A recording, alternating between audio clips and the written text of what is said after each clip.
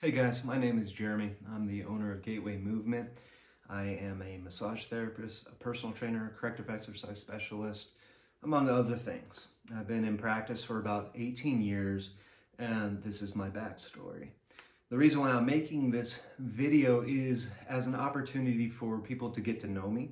Um, in this day and age, meeting people one-on-one is a good way to kind of, assess where they're at, how I can help them figure things out.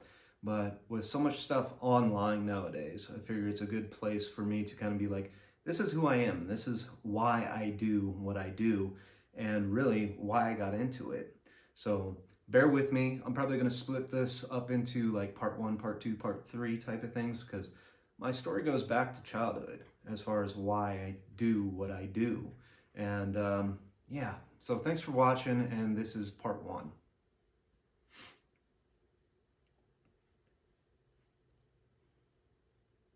So I said I'm going to start when I was a kid, and I was a chubby kid. I come from an unathletic family.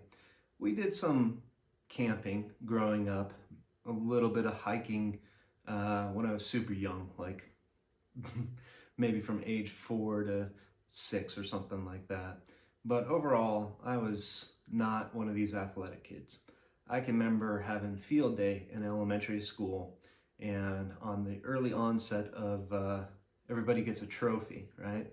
Get a participation. Yay, you ran the 50-meter dash.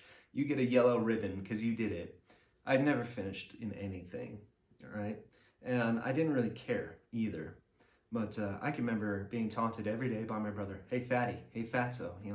Just mocking, right? Like brothers do. And I remember being in school, and I enjoyed playing in recess. You go out, you play football. And there were a lot of times where it felt pretty awful to be chosen last. So I was going to be one of those kids, right? And then I go out there and I play sometimes and do well, and I wasn't chosen last, right?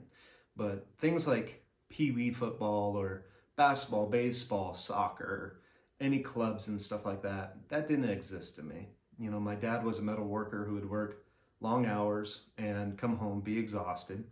My mother was a stay-at-home mother. She took care of us. She participated on the school board and volunteered at the school, and she had a job at HP doing some building of some of the computer parts before she had my brother, who's 4 years older than myself. But she stopped that to be a at-home mother. And so there wasn't much as far as activities if it wasn't out in the mountains. And I'm grateful for that time. But in middle school, I remember being in PE class and we had to run a mile.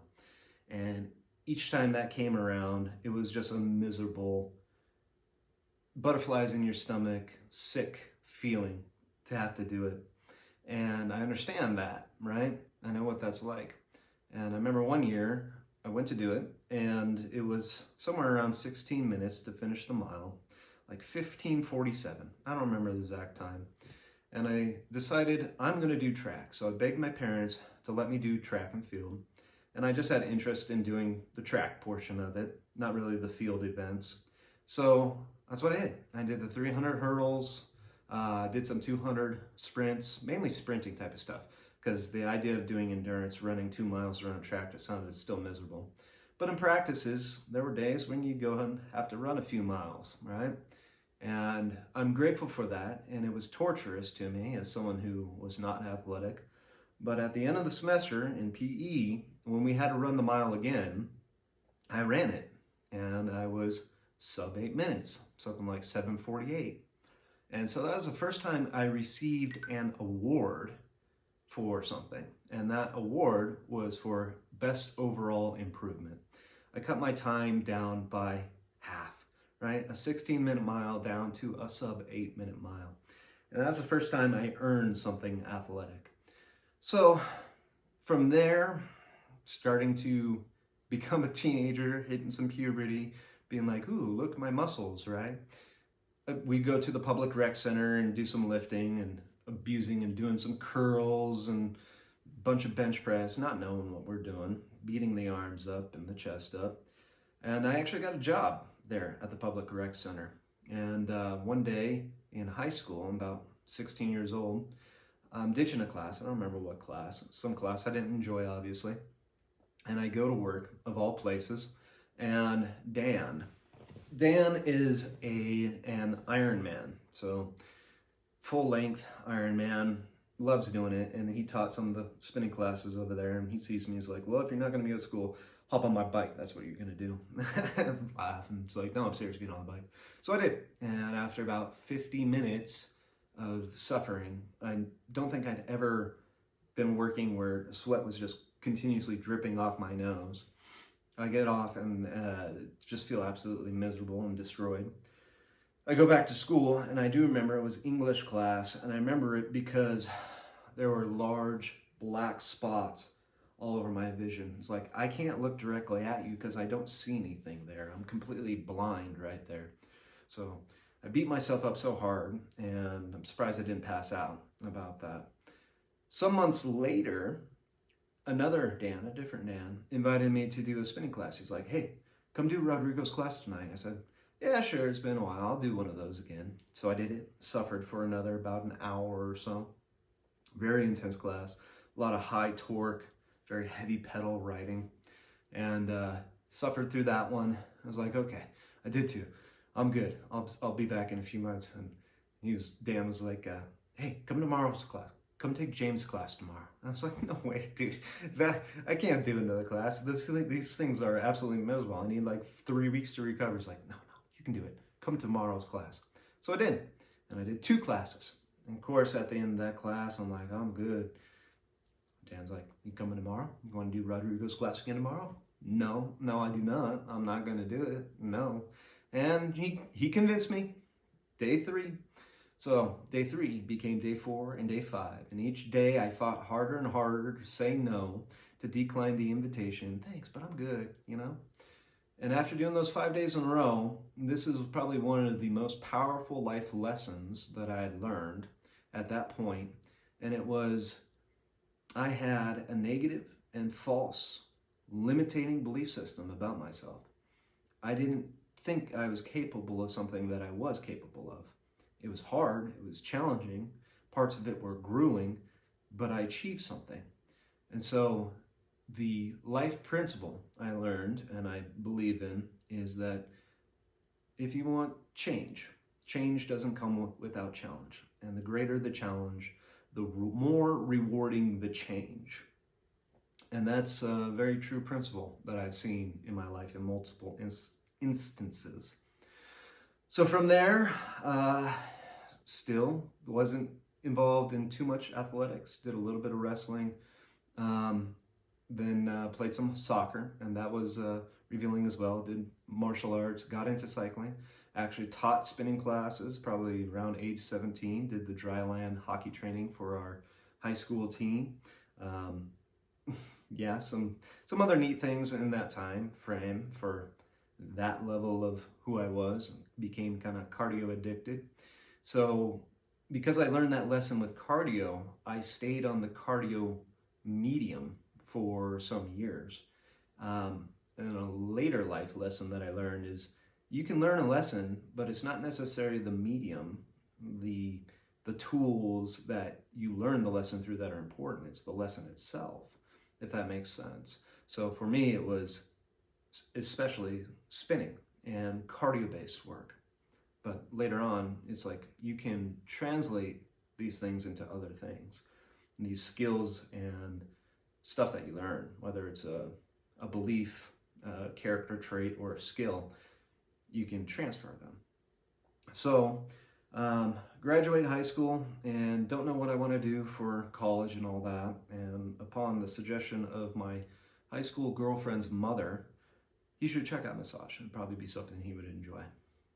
I didn't think so, right? It was just like, well, I guess I'll go check it out. I didn't know if I wanted to do it.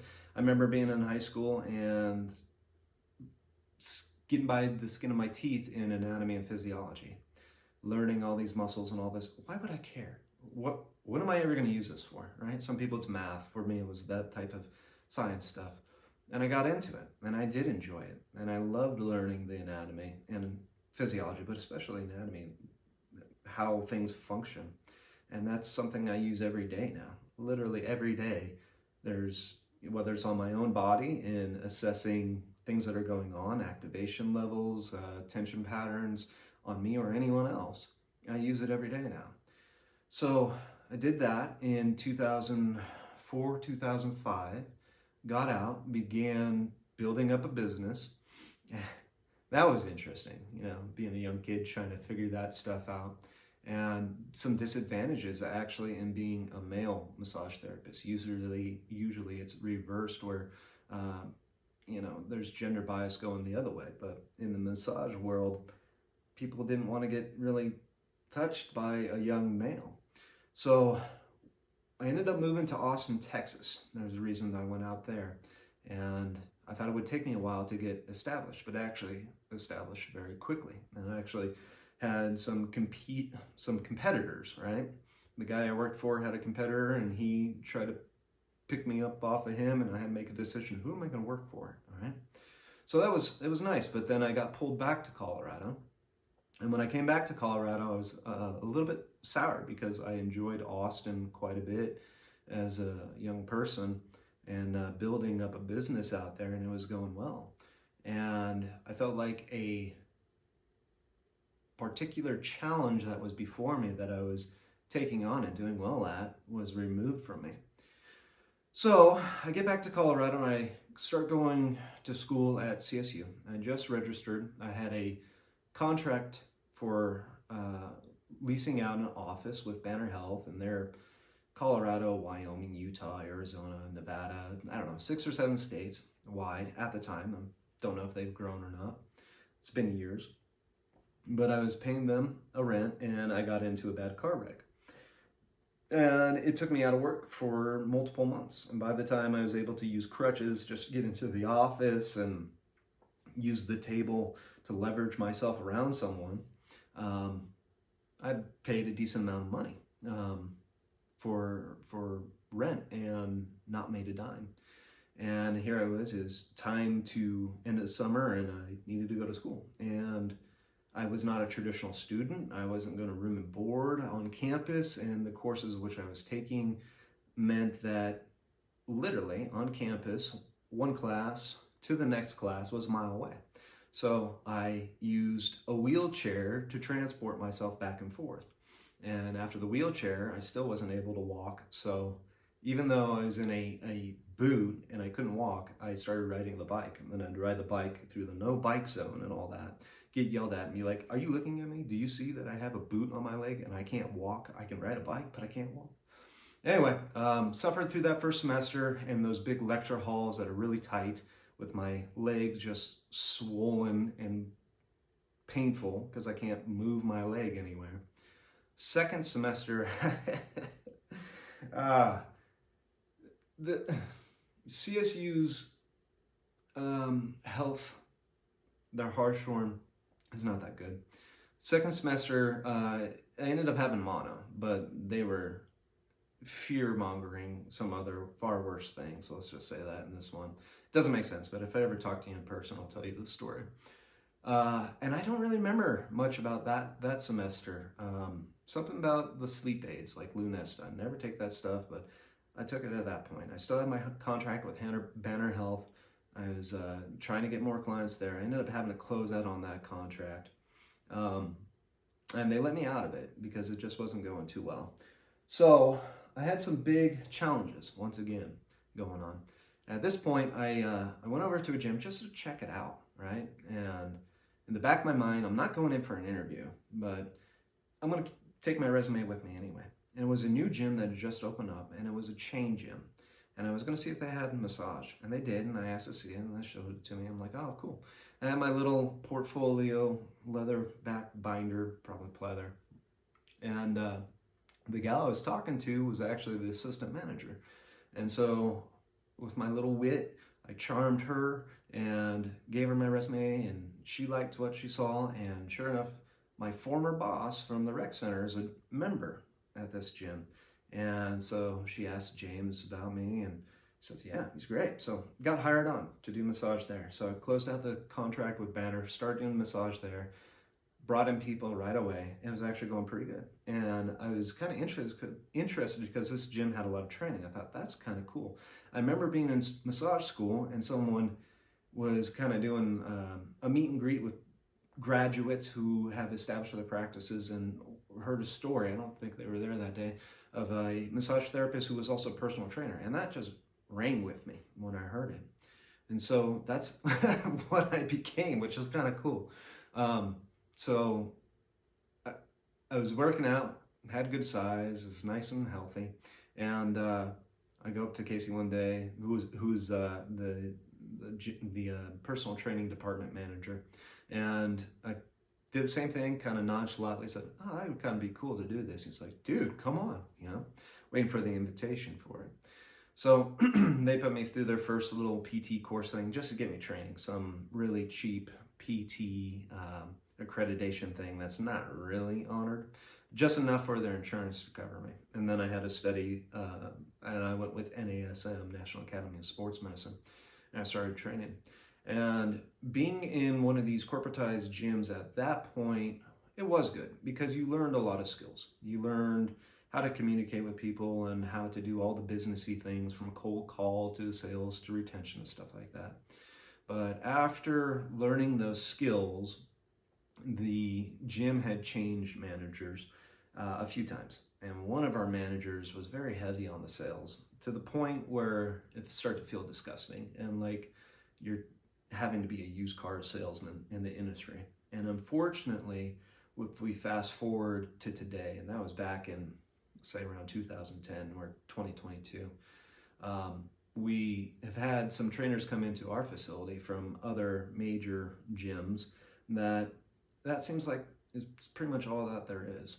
Thankfully, I'm in a fairly small town and there's a lot of local gyms that are smaller in size. So our training departments aren't headed up by a training department manager. We're a lot of independent contractors, and we pay rent to our gym, and we set up our business practices how we see fit.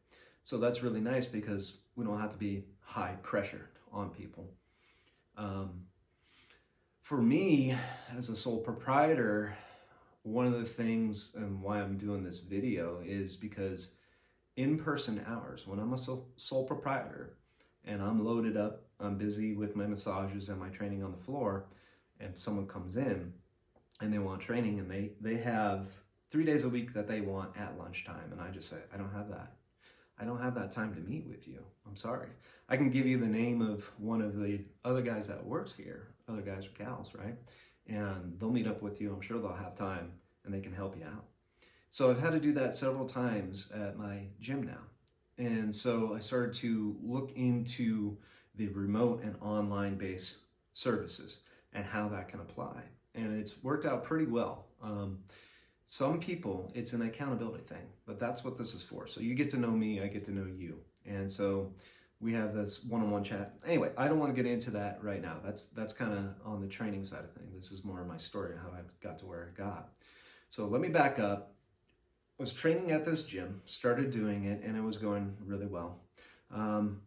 Some time goes by, I move out to San Diego, and it's I need another challenge. So basically, I uprooted my business, and those clients went to other trainers at the gym, to my massage clientele. They just had to go find themselves another massage therapist, and I moved out to San Diego. And there were 2 people that came from San Diego from another corporate gym out there, and they said it was a good place to work. Well, this gym had been in bankruptcy 3 times and had hedge funds and major banks bail them out multiple times. I don't even think they're a gym anymore today. And I went out there, and sure enough, they said this gym is fine. And my boss was one that was going to get canned, I found out after being there for about 4 months. And so he was just kind of rolling it out because he was salaried. So there wasn't a lot of assistance there. So then I found a private training studio that I started working at and trying to reestablish. I was having a really hard time out in San Diego. Now this was in 2008, 2009. So after the, whatever it was, Black Monday from 2008, the whole stock market thing. Every time I met up with someone, that was their backstory. I'm having a really hard time. So I understand that. People are going to have a tough time. But I just myself was having a tough time out in San Diego. So I spent a year out there, and I did find a place, and I had some work coming in, but there was something that was drawing me back to Colorado again. So I came back to Colorado, and I went back to work with that same gym, got a lot of my clientele back, started doing the massages again. Of course, some people had just moved on because I left, so they left, right? So there's some other lessons I've learned and still need to be learned from doing that. Um, anyway, I had left that gym and I went over and started doing pretty much massage exclusively. Had a little bit, this is the only time I've had a bad fallout with an employer was that gym. And that, I don't want to get into that because I don't want to do bad mouthing type of stuff back and forth. They don't have that gym anymore. I'll say that. So that location does not exist anymore. And I think that was business practices, financial stuff. But I started working in a spa environment doing my massage. And that was very good. It was lucrative. It was a higher end salon, but it wasn't my style or clientele. There would be some people that would come in and really love what I did. And I'd actually get some complaints about my massages being too involved, too deep tissue, and they just wanted to relax. You know, they wanted the Swedish massage type of stuff. Overall, it was fine. It was just like, I had to be like, all right, I got to do Swedish massages for a lot of these people. So it's one of those calibrating my services type of situation. Oh, after that, I went back, I started going to school again. I had withdrawn from CSU the third semester. It was just one thing after another. The car wreck the first semester, the mono. I still had really good grades the second semester. I started up the third semester, but at that point, I was actually broke. And I had no idea. I hadn't secured any financial loans or anything, and I didn't want to do that. So I had withdrawn, but at this point, I could afford it. So some years later, I started going back to school again. I was going to school and I moved out to Windsor where I am now. And I was just working out at my current gym. And after a little while, I approached the owners and kind of did the same things. Like, I have a background in training. I've done a lot of it. Here's some of my numbers that I pulled out from the past. And they told me, it's like, well, you just pay rent and do what you want. I was like, sweet. So I was going to school and that was my primary thing. And for months, I barely had any work. All right, I wasn't doing much for the business side of things because I was so involved with school. And over a summer, that pretty much changed. And I was up at CSU again, and this will be another part of the story because once I was back up at CSU, there was more things that happened with CSU. But I've been working at this facility for close to a decade now. Now, behind me, you can see I'm not in a big gym. This is actually my home studio behind me. So my home studio, there's a few clients that I train out of here. They pretty much all have originated from my business where I lease space from, or time, however you want to say it. But it's kind of a combination thing. So between doing the massages, I do that pretty much exclusively over at my main gym. I don't want to do that out of my house, but I set this up both as a response to the whole COVID measures, but also as a place where I can do exercise demonstration, video recording, home office, really. Because there's a decent amount of work that I do from home now as well, and lead clients on workouts remotely. So I want to have somewhere where I can do that at home any time of the day that I want. So I know this was really long, guys, and if you watched the whole thing, thank you, yeah, if that helps you to get to know me a little bit, my personality, a few of my principles that I believe in, now it's just a matter of kind of getting to know the training style and a lot of education as far as I like to teach, right? So I like clients that are a bit more responsive and hungry to know and understand things.